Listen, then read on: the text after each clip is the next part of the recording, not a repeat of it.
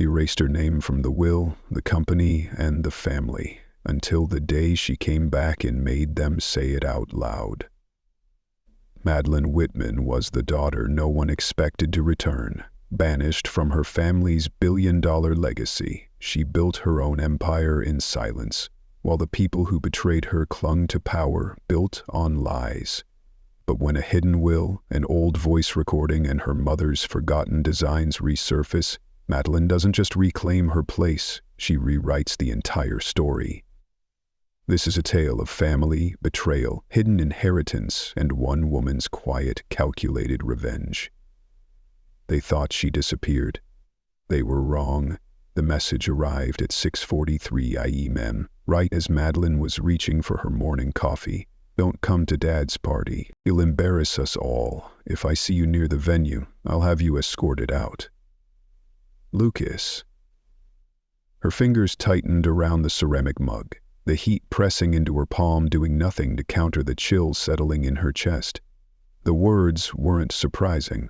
Lucas had always been the family's sentry dog. Sharp suit, sharper tongue, and ever loyal to the image Daniel Whitman had worked so meticulously to protect. Still, reading those words out loud in her head felt like reopening an old wound she'd long sewn shut. Outside her window, Austin's skyline shimmered under a thin winter sun, but inside her office, the temperature might as well have dropped 10 degrees. Madeline set the mug down and looked across the room, where her mother's silver crescent moon pendant hung from a thin chain, glinting under a beam of light on the wall beside her Fast Company ward.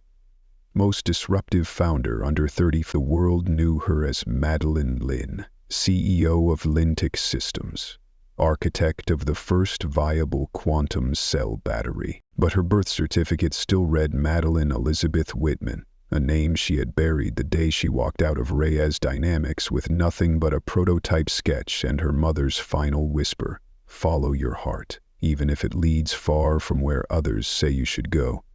She opened the top drawer of her desk and pulled out an envelope. Its edges were softened with time, yellowing slightly.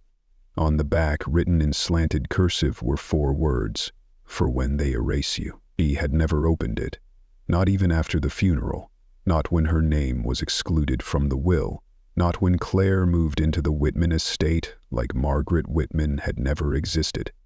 But today, with the city's elite preparing to toast the visionary that was Daniel Whitman, and Lucas already on the offensive, something in her shifted. Her thumb traced the flap, her phone buzzed. Summit Capital confirmed the 8 p.m. announcement. "Your presence is expected. James wants you to speak. You ready?" She stared at the message, then back to the pendant, then to the unopened envelope in her hand. "Yes. Tell them I'll be there." She placed the envelope carefully back into the drawer, unopened still, but not forgotten. In the mirror, her reflection was all sharp lines and steel resolve. The black sheath dress was simple, understated, the kind that whispered confidence rather than screamed for attention. She fastened the moon pendant at her collarbone. It rested against her skin like a memory coming home. Her driver pulled up to the curb of Barton Creek Country Club at exactly 7:47 p.m. Chandeliers sparkled through the tall windows. Laughter spilled into the evening air, and just beyond the entrance stood Rachel, Lucas's wife, her clipboard hugged to her chest, her perfectly styled curls not hiding the moment her eyes caught sight of Madeline stepping from the car. Rachel's jaw slackened. Madeline didn't slow down. She walked past the valet, past the doorman, and up to the check-in table. "Excuse me," Rachel said, stepping in front of her. "You can't just walk in?" Lucas specifically. "Good evening, Mrs. Whitman," Madeline said calmly, her tone all velvet and ice. "I believe you'll find my name on the list. Summit Capital confirmed it this afternoon." Rachel blinked, fingers tapping urgently on her tablet. "Yes, you're listed. James Summit said you were personally invited." She didn't wait for the rest. The marble floors inside still gleamed the same. The ceilings still loomed with the kind of opulence meant to remind you that you did not belong. Unless, of course, your last name was Whitman, and your ambitions conveniently aligned with the family narrative. But tonight her story was not here to fit in. It was here to disrupt. She walked through the crowd with practiced ease, collecting glances like coins in a jar. Some puzzled, some skeptical. Nobody recognized her as the ghost of the Whitman family's past. Not yet. But they would, and when they did, it wouldn't be because she forced their attention. It would be because the truth was finally stepping out from behind the curtain they had all so carefully sewn shut. She barely reached the inner ballroom when the orchestration shifted. A string quartet hummed in the background, blending seamlessly with the low din of laughter and the sharp clinks of wine glasses. Madeline's eyes scanned the room.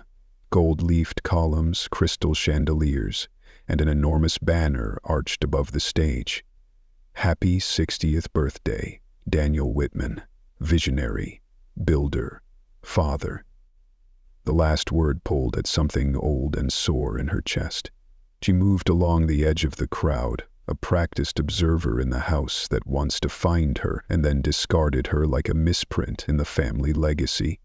Near the open bar, Claire Whitman sparkled in a navy sequined gown, her laughter as precise as her jewelry.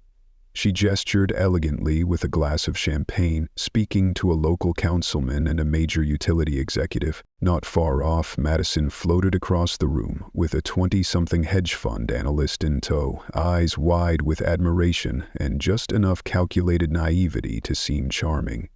Madeline's breath caught as she saw Daniel himself. He was in the middle of a small cluster of industry titans, leaning forward, gesturing towards something on his phone, nodding like a man used to deference.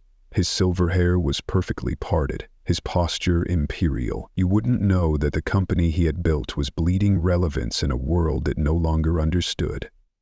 She turned slightly, angling her body toward a quieter alcove, her heart steady but pounding beneath the polished surface. She hadn't even spoken yet, and the walls already felt thinner. Lucas saw her before anyone else did. His eyes narrowed instantly, his smile vanishing as if ripped away by some unseen force. He pushed past a waiter, nearly knocking over a tray of hors d'oeuvres, and stormed toward her. "What part of stay away didn't you get?" he hissed, his voice low but seething. "You think you can just waltz in here because James Summit sent a card?" "Lovely to see you too, Lucas," Madeline replied, utterly composed. "It's a beautiful evening. I didn't want to miss it." "You have no place here," he snapped. "This is family." Her gaze didn't flinch. "And yet here I am." He leaned in closer. "Security's coming. You have 60 seconds to leave. Don't humiliate yourself. Don't humiliate Dad."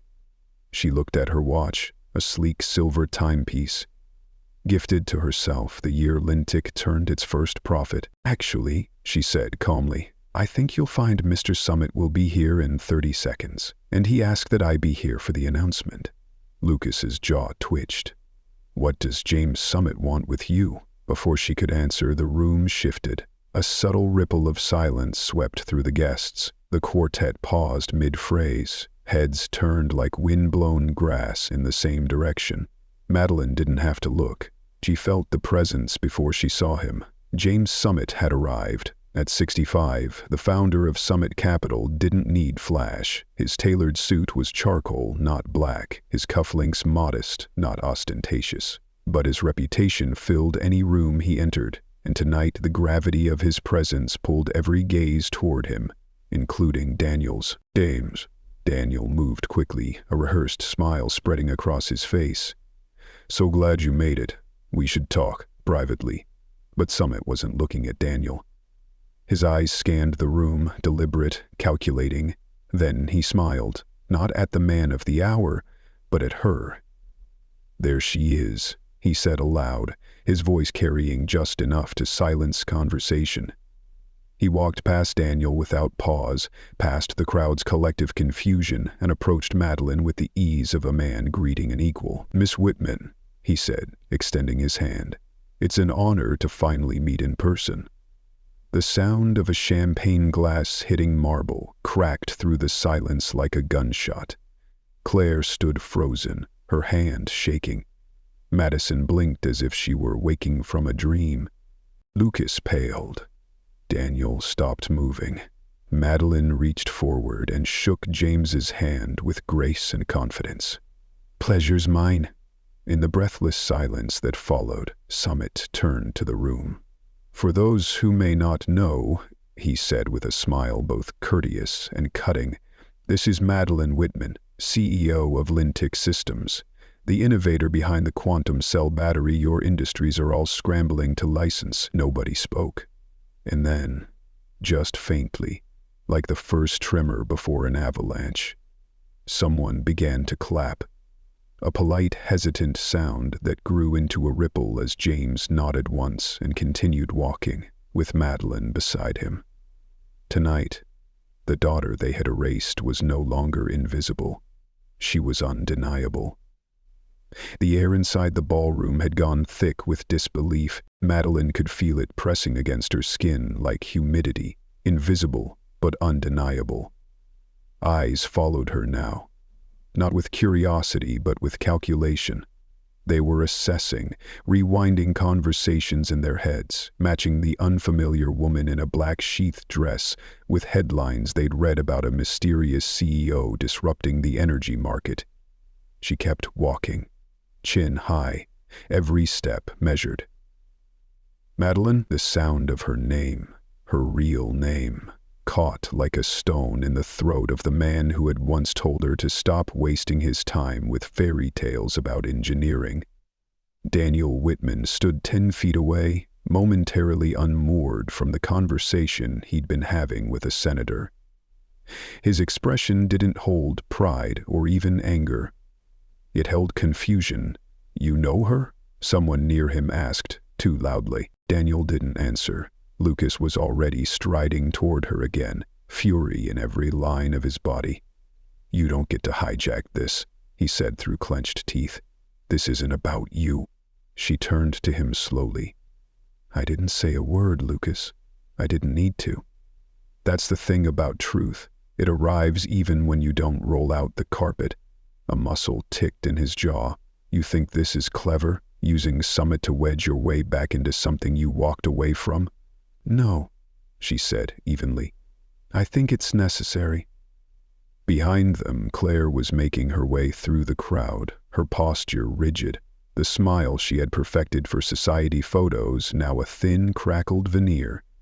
Rachel trailed behind her, still holding her clipboard like a shield. "You've caused enough of a scene," Claire said sharply as she approached. "Whatever it is you think you're doing." "Claire," Summit interrupted as he rejoined them, "we're not here to make a scene. We're here for a presentation, one your husband should find quite illuminating."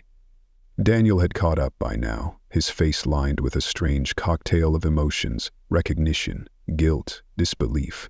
"James," he began. "What is going on?" Summit didn't answer. Instead, he turned to Madeline with a nod.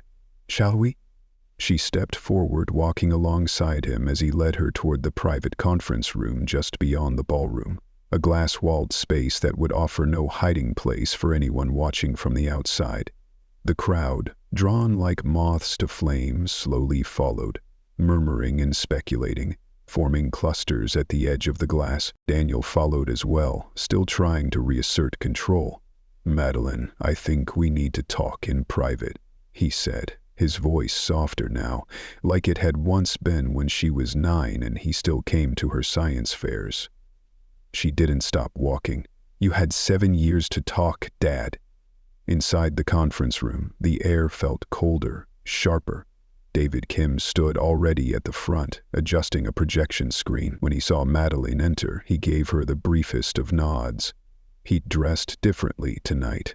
Sleek suit, hair combed back, every inch the high-ranking executive he now was. The projection came to life behind him, an animation of Lintic's battery design process, overlaid with patent numbers and projected scalability charts. Daniel's face drained of color as he watched the numbers climb, the technology unfold. "Wait a minute," he murmured. That's our core architecture. That's what we tried to license from Lintic 6 months ago." "Correct," David replied. Which is when you started leaving daily messages for a CEO you never imagined was your own daughter. The words hit like thunder. Daniel looked at Madeline, the disbelief now total. You're the one behind this? I'm the one who wouldn't stay erased, she said simply. Lucas pressed forward, voice cracking. This doesn't make sense. She left. She hasn't done anything. She's been off the radar since college. Madeline stepped toward the screen.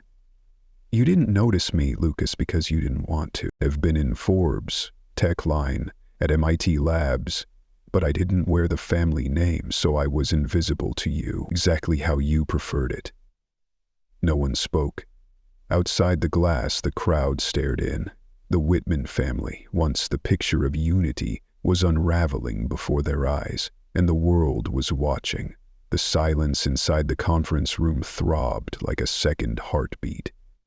Daniel had lowered himself into one of the sleek leather chairs, elbows braced on the table, hands knotted in front of his face. For the first time in decades, he looked old. Not regal. Just tired. Why now? He finally asked, his voice hoarse. Why tonight? Madeline tilted her head slightly, then reached into the slim folder David had placed before her. From it, she pulled a printed list. Lintic's active patents all registered within the last 5 years. At the top, the company name. At the bottom, her signature. You remember when I showed you the early prototype? 7 years ago in your office? She asked. Daniel blinked slowly. You had a sketch, some mock-up of a cell that couldn't be stabilized. Madeline laid a glossy photo beside the list. It was a frame from TechLine Weekly, a high-resolution image of her standing in a lab coat, surrounded by a team of engineers. Behind her was the first fully integrated LaSalle array. That sketch, she said calmly, now powers entire cities in Europe. Claire made a scoffing sound, arms crossed. You expect us to believe you built this empire from nothing? That you didn't ride someone else's coattails? A little girl with a broken science fair project and a chip on her shoulder? Madeline met her gaze. What I expect, Claire, is nothing. That's the difference between us. I never built Lintic to prove anything to you. I built it because I had to, and it turns out necessity is a better motivator than privilege. Lucas took a step forward, jabbing a finger toward the folder. This doesn't matter. You left. You chose to walk away. You gave up your place in this family. No, she said softly. You all chose to erase me the moment I stopped being useful to your narrative. James Summit finally cleared his throat, his voice slicing through the tension with clinical precision. As you all are now aware, Lintic Systems is not only operational, it is dominant. And after extensive negotiation, I can confirm that Summit Capital will be entering a strategic partnership with Lintic effective immediately. The room stirred. Daniel's head lifted. Wait, partnership? Madeline's voice was smooth, but each word landed like a hammer. We've acquired a 60% controlling interest in Rhea's dynamics. Outside the glass, someone dropped a wine glass. The sharp shatter echoed faintly through the conference room walls. This is our company, Lucas burst out, voice rising. You can't do this. This is a hostile takeover. No, Summit said calmly. This is survival. Your firm has been hemorrhaging value. Lintic's innovation offers a lifeline. One that your sister generously insisted be offered here first. Generously? Claire spat. She's here to destroy everything we built. Madeline looked directly at her. Everything you built? Or everything you stole?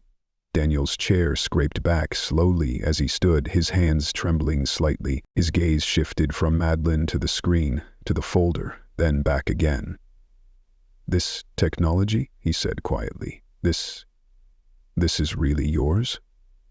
Without a word, Madeline reached into her bag and pulled out a tablet. With a few swipes, she opened Lintic's secure patent library. Rows of entries filled the screen, her name tagged to every last submission. Designs, formulas, simulation data. She handed it to him. Daniel took the tablet like it weighed 50 pounds. His fingers scrolled, his lips parted, a whisper escaping that no one could quite hear. "I told you it wouldn't work," he murmured almost to himself. "I told you to stop playing engineer. That you'd embarrass us."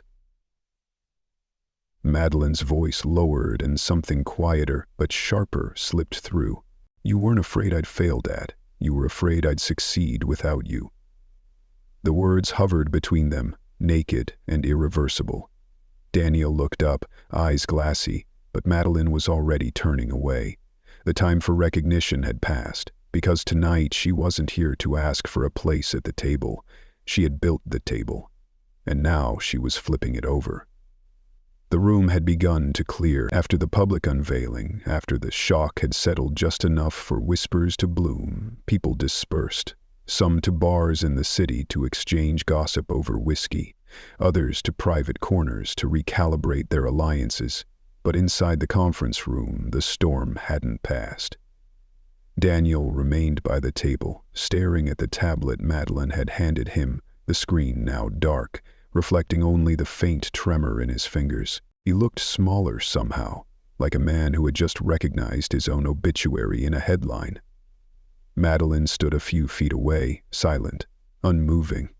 Her arms were crossed tightly across her chest, but not out of defiance. She was holding something in, something jagged and long buried. "Where did you learn this?" he finally asked, voice thin. "The battery design. The framework.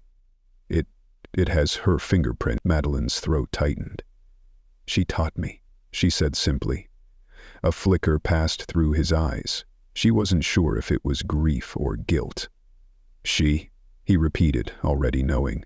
"Mom," Madeline confirmed. "The version of her before the morphine, before the silence. We started building circuits together when I was 9. She called them puzzles, or called them escape routes." Daniel moved to the cabinet along the back wall, the one that housed old awards and framed magazine features. He opened the bottom drawer and pulled out a file folder. Dust puffed into the air as he dropped it on the table. Inside was a single piece of paper, a rudimentary schematic, drawn in pencil and annotated in 2 different handwritings. One was Madeline's from her teenage years. The other, smaller, elegant, was Margaret Whitman's. The edges of the page were worn, the graphite smudged, but the essence of the Lascelles was there, buried in this forgotten piece of memory. "She used to draw them late at night," Daniel said quietly, "when she thought I was asleep." "You were asleep," Madeline replied, "or at least pretending to be. That's how you survived her being smarter than you." His head jerked slightly, but he didn't deny it. "She wanted to patent it," he murmured, "but I told her to wait, that we'd submit it together under the company, that once she got better we'd make it official."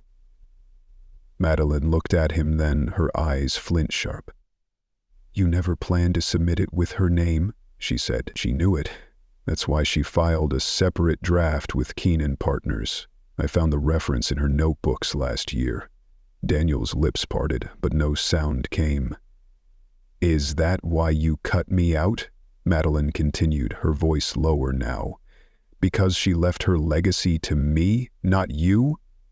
He sank back into his chair, the paper trembling in his hands. "She always said you were more like her than I realized," he whispered. "I thought that was a warning. I didn't understand it was a gift." The door opened without a knock. David stepped inside, eyes flicking between the two. He didn't speak right away, just held up a flash drive. "I thought you might want to hear this," he said. "From the internal archives, 7 years ago, audio file. Your father's board meeting. When you Madeline took the drive, inserted it into the projector. The room filled with the crackle of recorded voices. "She's too emotional to lead," Daniel's voice said from the past. "Too attached to theory. She thinks in ideals, not realities. If she wants to go, let her go. She leaves without the name." The silence that followed was physical. Madeline hit pause. "I left," she said, eyes fixed on her father. "But I didn't leave the legacy." Daniel looked up at her, and this time he didn't speak. Because what could he say to a daughter who had been buried and still came back, uninvited, unshaken, and undeniable? Daniel stayed slumped in his chair, his fingertips still brushing the faded pencil lines of the schematic. It was the first time Madeline had seen him look like a man instead of a monument. His shoulders weren't broad with pride or power now. They sagged with the weight of knowing he'd miscalculated the one thing he'd claimed to understand. Legacy. "I didn't think she'd ever show you those," he muttered. "She didn't," Madeline replied. "Not directly, but she left traces. She always left traces. Mom never stopped believing that one day I'd need to follow the trail myself." A knock echoed softly against the conference room's glass wall before the door eased open. Madison stood there hesitantly, holding a silver clutch against her chest, like it might shield her from what she was about to walk into. "Can I?" she began, voice small. Madison nodded once. Madison stepped in, closing the door behind her. She looked at Daniel, then at the schematic still lying open on the table. "I used to see her working on those," Madison said, stepping closer. "I'd wake up at night and sneak into the hallway just to watch. She always looked so focused, like the world disappeared when she had a pencil in her hand." Daniel said nothing. Madison's voice grew quieter. "She used to tell me that you, Madeline, were the only person who could finish what she started. She called it your inheritance. Not the house, not the money, the idea." Madison's jaw tensed slightly. "She told me the same thing, one in the hospital, the night before she slipped into her final coma." Claire's footsteps came next, sharp and unwelcome. She entered without asking, face a mask of perfectly controlled fury. "I assume we're reliving bedtime stories now," she said, closing the door behind her. "Lovely, but not exactly legally binding." Madeline didn't blink. Actually, it might be. She reached into her bag again and retrieved a small voice recorder. With a flick of her thumb, it began to play. The audio crackled. Then came her mother's voice, thinner than in life, but unmistakable. "Evelyn, if she ever comes back, tell her this idea was ours, mine and hers. The blueprint, the battery, all of it. I couldn't get Daniel to see it, but I knew she would. She is the design." Claire's face drained of color. "That recording was made by Evelyn Rourke," Madeline said, "the night before Mom died.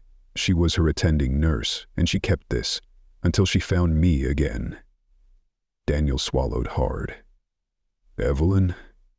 I thought she moved to Arizona years ago." "She did," Madeline said, "and then she retired, but she remembered everything, including what you tried to erase." David, who had stayed respectfully quiet, now stepped forward again, holding a slim file. "This just came in," he said. "Copies of the last will and testament Margaret Whitman drafted with her own lawyer, Michael Keene, witnessed by Evelyn Rourke and a physician, dated 3 months before her death." He laid it on the table with quiet finality. "I believe you'll find," David continued, "that it names Madeline as the sole heir to all patents, intellectual property, and personal shares in Rhea's dynamics, shares which were quietly transferred without acknowledgement following her mother's passing." Claire lunged forward, snatching the document, but her hands shook as she skimmed through the pages. "This is forged. This has to be," she stammered. "It's not," Madeline interrupted. "Deal matches. The witness statements are included. And more importantly, this document was submitted to Keene and Partners, whose successor firm just authenticated it under federal record. The moment Summit Capital finalizes the acquisition, this becomes part of the public disclosure." Daniel looked like he'd been slapped. Claire backed away slowly, the weight of years unraveling behind her eyes. "You all buried her," Madison said, "but you forgot she left me the map." Madison's voice cut through the stunned silence, trembling but clear. "I always wondered why Mom hated you so much. she said, looking directly at Claire. "But I think I know now." No one responded. The silence didn't need filling. Madeline turned to leave, but before she stepped through the door, she looked over her shoulder, voice low and even. "This isn't about revenge," she said. "It's about remembering who built the foundation while everyone else was polishing the windows."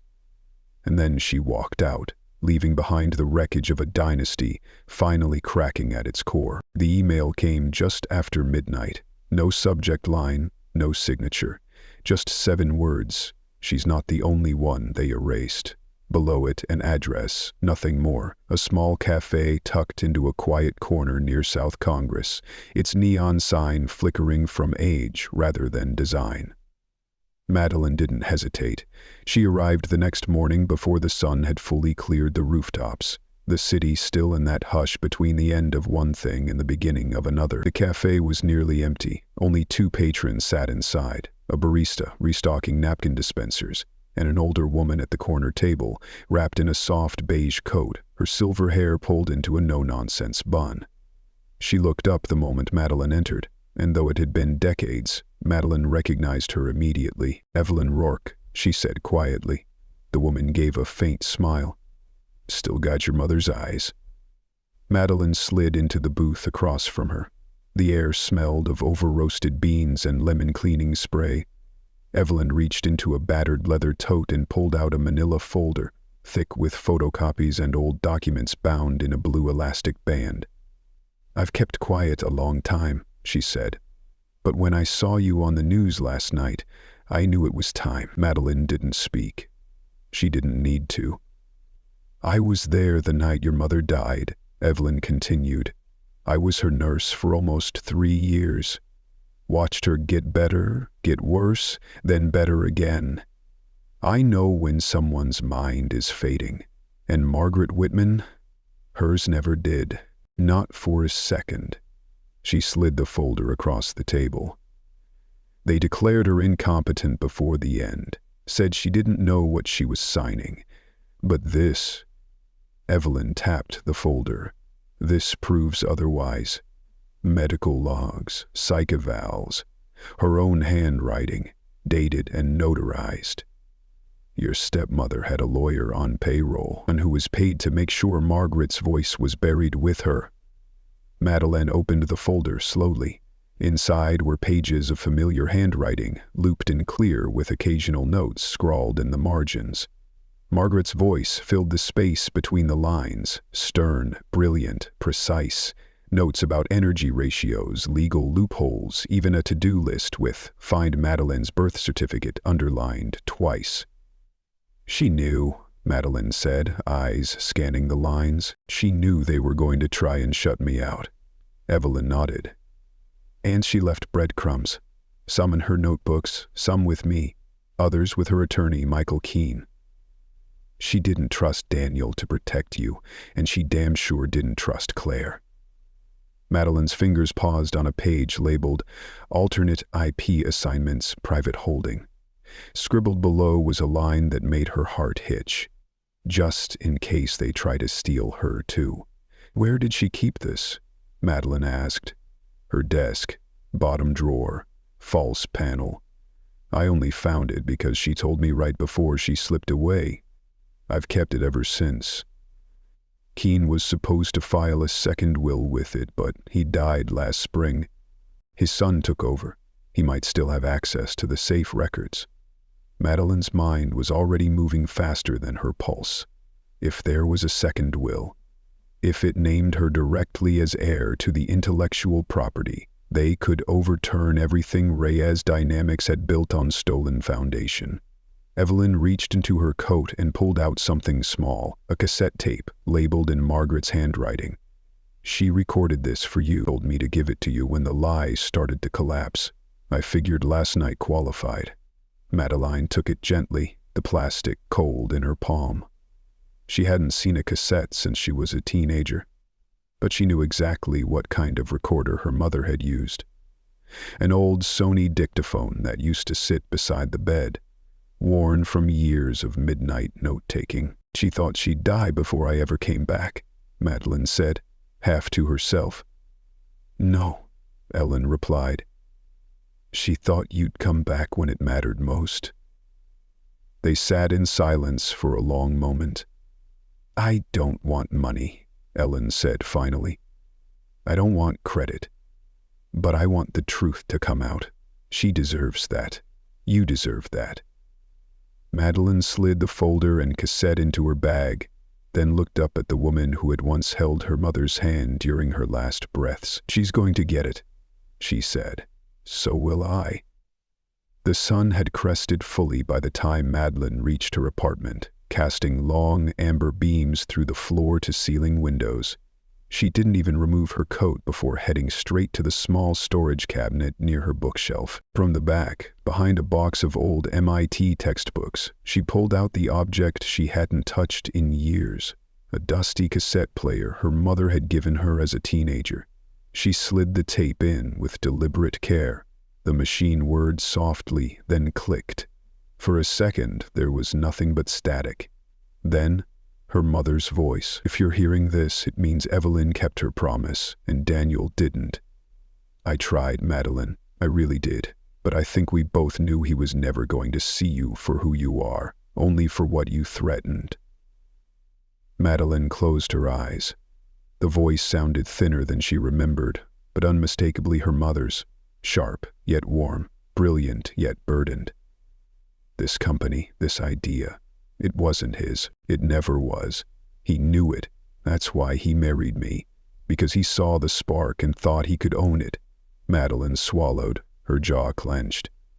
"I left everything I could to you. I just couldn't do it openly without risking him having it buried. That's why I split it. The patents are registered under the family trust, but the trust's legal language links directly to the designs you and I worked on. Your name is embedded in the drafting software metadata. They can try to erase paper, but they can't erase code." She paused the tape. Her chest felt tight. The idea that her mother had fought this hard, had anticipated every betrayal and manipulated the system in her final days, left her both awed and devastated and angry. So much angrier than she'd allowed herself to feel in years. She took out her phone and dialed David Kim. He picked up on the first ring. "Morning. Everything okay?" "I need you to call Keenan Partners," she said. "The son. Tell him I'm coming in today, and I want access to the archives, his father's files, safe records, anything tied to the Whitman estate or Margaret's trust." David hesitated. "You think it's there?" "I think my mother planted a bomb in their vault," she said, "and I'm going to light the fuse." By mid-afternoon, she was seated in a quiet, climate-controlled room on the third floor of a law office that smelled like old money and lemon oil. The young Mr. Keene, no more than 35, all sharp jaw and tailored wool, brought in a box with her mother's name printed neatly along the side. "No one's requested this since my father passed," he explained. "But I did some preliminary review this morning. There are definitely items that were never processed. Sealed envelopes, a few notarized memos, and—" He hesitated. "One item marked for your attention, specifically." She opened the box. On top sat an envelope, yellowed at the corners. Inside, she found a handwritten letter addressed simply, "To Madeline, when the time is right." It wasn't long, just a single page written in Margaret's unmistakable script. "If they ever try to take it from you, don't fight them on their terms. Make them come to yours. Truth doesn't shout, darling. It waits, and when it walks in the room, it changes everything." Beneath the letter was a folder stamped with Rhea's Dynamics original crest, the kind they stopped using nearly a decade ago. Inside was a signed amendment to her mother's will, reasserting Madeline's rightful inheritance of all intellectual property, contingent only upon her survival and independent success in the field. She held the document in her hands, her breath catching. This wasn't just proof, it was prophecy fulfilled. Her phone vibrated. "Madison, you might want to get ahead of the story. Lucas is furious. Something's brewing." Madeline's fingers tightened around the edge of the paper. They could rage, they could plot, but it was too late. Her mother had already laid the foundation for this day. All Madeline had to do now was walk into it, not as the daughter they'd dismissed, but as the woman they never saw coming. The tape ended with a soft click, but Margaret Whitman's voice lingered in the air long after.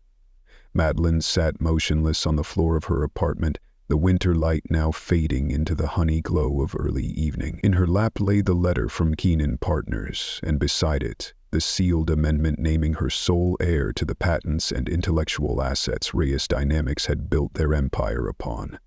She exhaled slowly, letting the silence settle around her. She hadn't cried, not when her mother died, not when her father erased her name from company documents, not when Lucas blocked her number. But now, for the first time in years, Madeline felt something deeper than anger. It was clarity. Her mother hadn't just believed in her. She'd built a future for her daughter when no one else would. She rose, took the papers and locked them into a fireproof case, then pulled on her coat. By the time she reached the Keene offices again, the sky had gone full indigo. The younger Mr. Keene was waiting in the front lobby, expression unreadable. "You were right," he said simply. There was one more envelope. It was misfiled, in a box marked under the family trust, not the personal estate. "But it's yours." He handed her a heavy envelope sealed in wax. She broke it carefully, fingers steady. Inside were copies of incorporation papers from years ago. Something called Whitman Research Holding LLC, a shell entity her mother had registered independently. It owned 17.4% of the original equity shares in Rhea's Dynamics, shares that had been quietly absorbed into the primary family trust without disclosure after Margaret's death, and now they were legally hers. When she stepped out onto the sidewalk, the night air bit at her face, but Madeline barely felt it. She had proof. She had the will, the recordings, the share documents. And she had timing. David met her at the Lintic Systems campus a few hours later, where the office light still glowed warm behind the double-paned glass walls. "You sure about this?" he asked as she handed him the documents. "Once we move, there's no pulling back." "I'm not here to pull back," she said. "I'm here to reclaim what was mine before they ever saw it coming." David looked over the materials quickly, his expression growing more astonished with each page. "They buried this." "They did," she said, "and now we're going to exhume every piece of it." By morning, James Summit's legal team had verified the will's validity. Within 12 hours, the documents were submitted to the Federal Securities Commission as part of the upcoming merger disclosure. Before the close of business, Summit Capital's media office scheduled a press briefing for the end of the week. But Madeline had one more move to make before the public knew. She arrived at the Rhea's Dynamics headquarters just before noon the next day, dressed in a charcoal gray suit and the crescent moon pendant at her collarbone. Her heels echoed against the marble as she entered the elevator. Just as Lucas stepped out of it, he froze. "You shouldn't be here." "I own part of this building," she said evenly. "Turns out Mom never gave up her shares. Or me." Lucas stepped forward, voice tight. "You're playing with fire." Madeline didn't flinch. "Then I hope you brought a bucket." She walked past him, badge already pre-registered under the new corporate entity name, Rhea's Lintic Industries. At the executive conference room, Daniel was waiting. He rose slowly as she entered, eyes scanning her face for something he hadn't been willing to see before. "You found the truth," he said. "No," Madeline corrected, laying the papers on the table between them. "The truth found me. I just chose not to ignore it." Daniel stared at the documents, hands trembling slightly. The corporate registry filings, the LLC ownership trail, the will, the audio recording. "I kept too much," he said, almost inaudibly. "Out of fear." Madeline looked at him, something almost like compassion flickering beneath her calm. "Then this is your chance to give something back," she said. Because what she held wasn't just evidence, it was legacy. And now, it was hers to wield. Daniel didn't speak. His eyes drifted between the stack of documents and his daughter's face, haunted by the unspoken weight of years he had spent pretending she didn't exist. The shame was no longer subtle. It hung on him like a damp coat, heavy and impossible to shrug off. "You think this undoes it?" he finally asked, voice barely above a whisper. "The years, the silence." Madeline remained standing, her posture still, calm. "No," she said, "nothing undoes it. This isn't about undoing.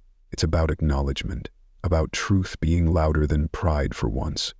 He looked down, running a hand across the yellowed edge of Margaret's letter. "Your mother. She always said you'd come back when it mattered. She was right."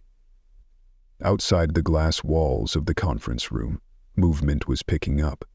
Rhea's Dynamics staff were beginning to whisper. Something was happening, something seismic. Daniel's assistant, pale-faced, stood nearby watching as Madeline and her father stood on opposite sides of the table, one reclaiming, the other reckoning. Lucas stormed in a moment later, trailed by two board members. His eyes darted between the documents, then to Daniel, then finally to Madeline. "What the hell is this?" he snapped. "You're just letting her walk in here like she owns the place?" "She does," Daniel replied quietly, not even looking at him. Lucas blinked. "You're kidding." Daniel stepped back from the table. "She holds controlling interest now, intellectual property rights, and a full 17.4% equity through the trust, legally verified." "You're giving this to her? Just like that?" Madeline's voice cut cleanly across the room. "No one gave me anything, Lucas. That's the difference between you and me. You inherited position. I built proof." Lucas turned to his father, desperate. "Dad, this is still our company." "No," Daniel said softly. "It was your mother's, and now it's hers." The room fell deathly silent. Behind them, the door creaked open again. Madison stood in the threshold. Unlike Lucas, she didn't look angry, just tired, hollowed out by years of half-truths and quiet compliance. "I overheard Mom on the phone," she said. "Years ago. She was talking to someone about rewriting the will, making sure Madeline's name was gone. I didn't understand it at the time." Madeline's eyes met hers, calm but curious. "I thought you hated me," Madeline said. "I didn't even know you," Madison replied. "They never let me." The admission landed like a stone in the middle of the room. Small, but rippling wide, Daniel turned toward Madeline, finally stepping fully aside from the head of the table.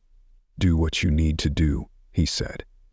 "I've spent a lifetime mistaking legacy for control.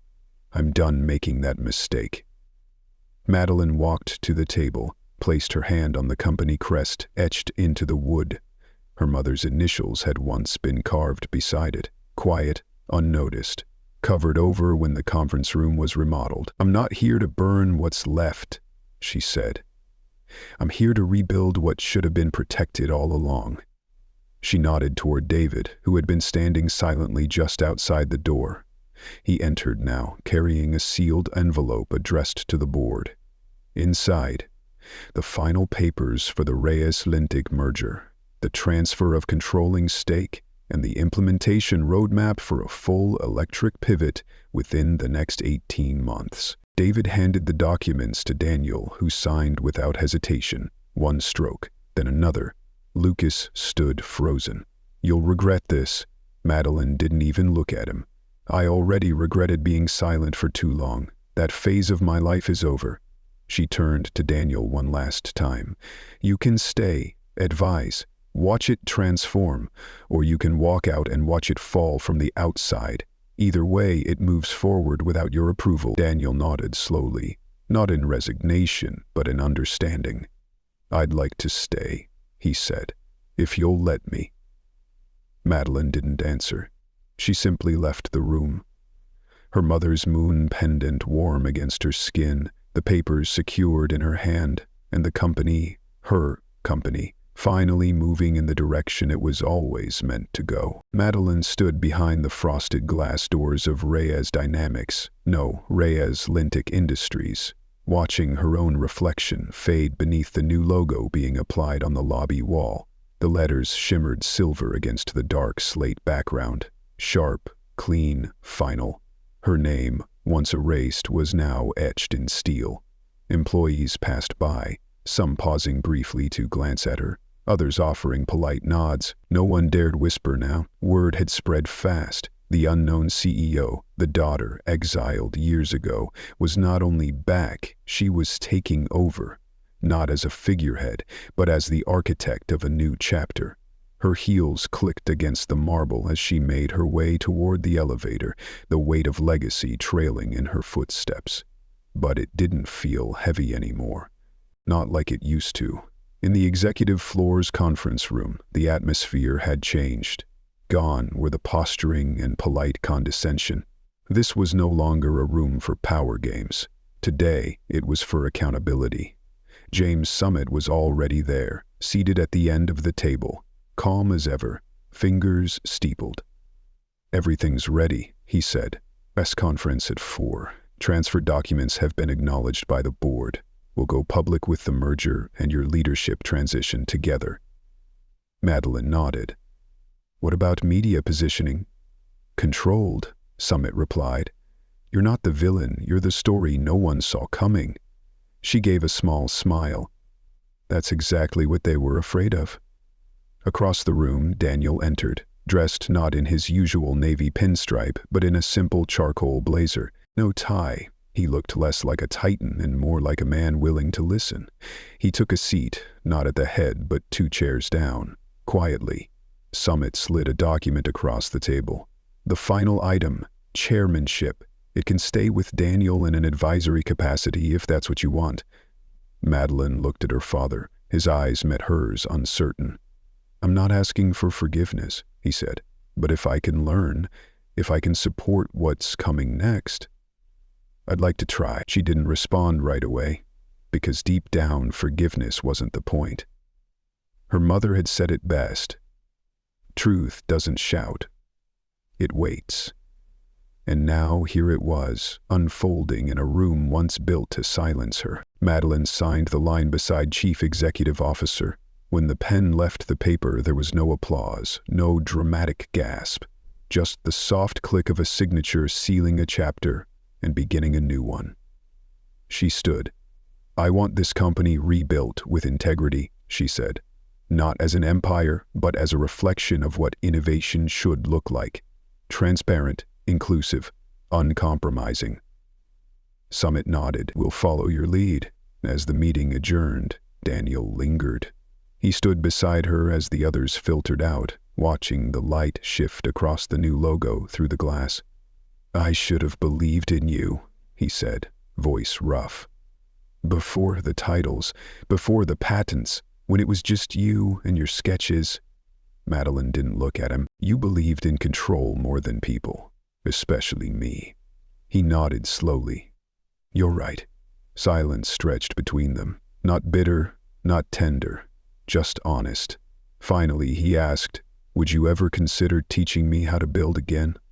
She turned to face him. The question hung there, open, vulnerable. "I haven't decided yet," she said, and walked out, but her steps were slower than before. Not to hesitate, just to feel the ground beneath her. For the first time in years, it didn't shift under her feet. She was no longer the outcast trying to prove she belonged. She was the storm they didn't prepare for, and the architect of what came after. The press conference was over by 6. The final questions had been answered, the cameras unplugged, the headlines already cascading across financial news feeds. Rhea's Lintic merger confirmed. Disgraced heiress returns as CEO. From banished daughter to tech titan. Madeline Whitman's quiet revolution. Bloodline versus legacy. A new era at Rhea's. But Madeline didn't linger to bask in the echo of victory. She had one last stop to make. She returned to the house, not the marble monstrosity where Claire still sulked behind blackout curtains, but the Whitman family's old cottage. Long since abandoned, now resting quietly on a parcel of land outside the city, where the air still smelled like cedar and rain. Inside, the floors creaked in familiar ways. Dust coated the furniture, but the bones of the place remained untouched. This was the home before the legacy, before boardrooms and betrayal, before Daniel remade the family into a press release. She found the study easily. Margaret's study, still intact, still sacred. On the far wall, hidden behind a faded bookshelf, was the small desk Madeline remembered. The one where she and her mother used to tinker with wires and batteries while the world outside pressed its expectations through the windows. She knelt and slid open the bottom drawer. The false panel Evelyn had mentioned came free with a slight tug. Inside was a single object, an old engineering textbook, its pages warped by time.